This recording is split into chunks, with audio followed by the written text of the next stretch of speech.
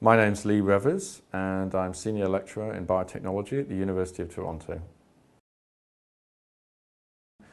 When we think about pharmaceuticals and drugs, we think about pills, we think about injections, this kind of thing. And the reason those things work is because we understand, as scientists, what's in them. They have an active ingredient.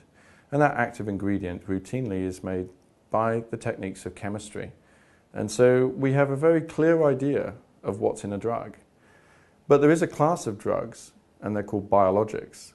And this class of drugs comes actually not from chemistry, but it actually emerges from using living organisms to make the substances that we need for those particular pharmaceuticals. And because they come from living organisms, they tend to be much more complicated. And they're not entirely under our control when they're actually being made. So they tend to be more difficult to characterize. So we call these things biologics because they come from living organisms. The introduction of biologic medicines has meant a great deal actually for patients suffering with inflammatory disease. For example, in the past you would see individuals would be confined to a wheelchair and they now can lead a normal life. In fact, the disease is stopped in its tracks by these new interventions. So it's made a huge difference. Someone who's suffering from rheumatoid arthritis with joint inflammation, this would have led to major deformation of hands and feet and so on. And this can now be stopped completely. We don't get to that point. The drugs prevent that. So it's really made a change for patients.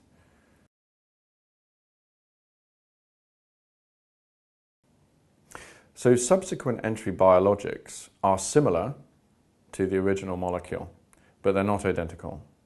And that's what we have to understand here, because if I'm a manufacturer who has decided to make a facsimile, to make a copy of an original drug, I won't necessarily have access to exactly the same process of doing so. Because I'm going to use a living organism, I'm not going to necessarily use exactly the same organism, because that organism is in the hands of the original company that made it, and that's not available to me. So I would have to reconstruct this process in my own facility. And in doing so, I can get a very close approximation to the original drug, but it won't be absolutely identical, and that's a chemical fact. When we talk about generics, that's different because we use the processes of chemistry. And when that happens, we can make absolutely sure that each step is identical. Here, because we're using organisms to make subsequent entry biologics, we can't be absolutely sure the product is identical. It's just very similar.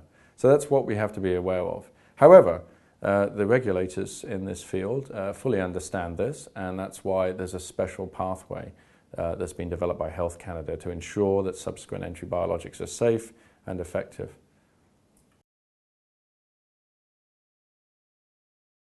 Now physicians and patients have more choice. So what we have are a greater number of biologic medicines available. And it also has improved access for a lot of people. Inevitably, when you get competition in a market, then the cost of these drugs is going to decline. We don't know yet by how much, but we do know that it's going to make it so much easier to stretch healthcare budgets, to make sure more patients get these drugs earlier, sooner, and so forth. They also have more choice. So, the patient and the physician will consult and have more opportunity to look at the products available, and more of those will be biologics as opposed to conventional drugs. And these biologics are far more effective. If you're currently on a biologic medicine, there's no need to concern yourself about suddenly being given a new drug. Because this idea of interchangeability, the idea that you'll be switched onto a different product, that's not going to happen if you're an existing patient.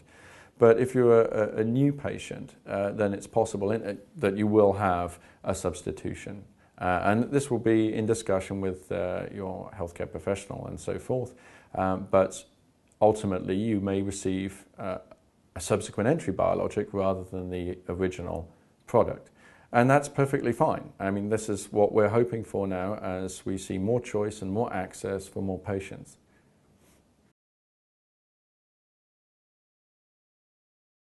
In this landscape where we see now original biologics and subsequent entry biologics, the truth of the matter is that each of those substances will have two names.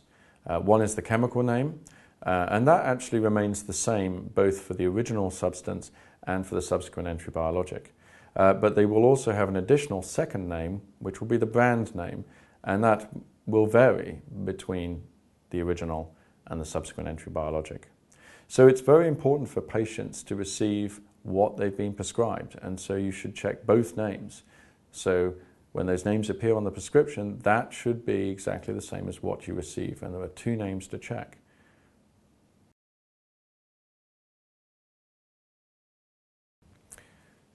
The arrival of subsequent entry biologics is definitely the next step in improving patient care in arthritis.